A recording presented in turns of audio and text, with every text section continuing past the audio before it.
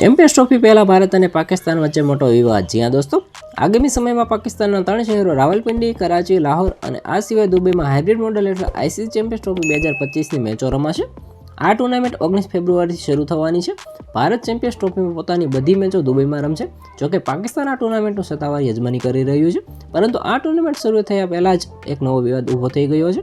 હકીકતમાં આ ટુર્નામેન્ટના મુખ્ય આયોજક પાકિસ્તાનનું નામ આ વખતે ભારતીય ક્રિકેટ ટીમની જર્સી પર રહેશે નહીં, જેને લઈને ભારતે કથિત રીતે ભારતીય ટીમની જર્સી પર છપાયેલા પાકિસ્તાન શબ્દ સામે વાંધો ઉઠાવ્યો છે.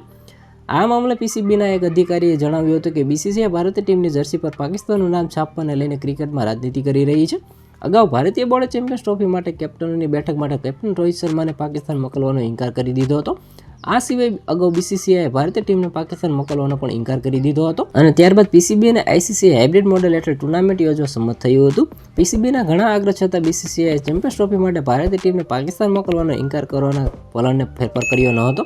આખરે પાકિસ્તાન બોર્ડે ભારતની શરતો સ્વીકારી પડી હતી. જોકે નવા કરાર હેઠળ પીસીબી ભવિષ્યમાં આઈસીસી ઇવેન્ટ માટે પાકિસ્તાન ટીમને ભારત મોકલશે નહીં અને ચેમ્પિયન્સ ટ્રોફી શરૂ થવાને લગભગ 1 મહિનો બાકી છે અને હવે ફરી એક નવો વિવાદ ઊભો થઈ ગયો છે. પાકિસ્તાને હજુ સુધી ચેમ્પિયન્સ ટ્રોફી માટે પોતાની ટીમ જાહેરાત કરી નથી, જ્યારે ભારતીય ટીમની જાહેરાત થઈ ગઈ છે. તો આના વિશે તમારું શું કહેવું છે? કોમેન્ટમાં જરૂર જણાવજો. આવા જ વિડીયો માટે અમારી ચેનલ સાથે જોડાયેલા રહો.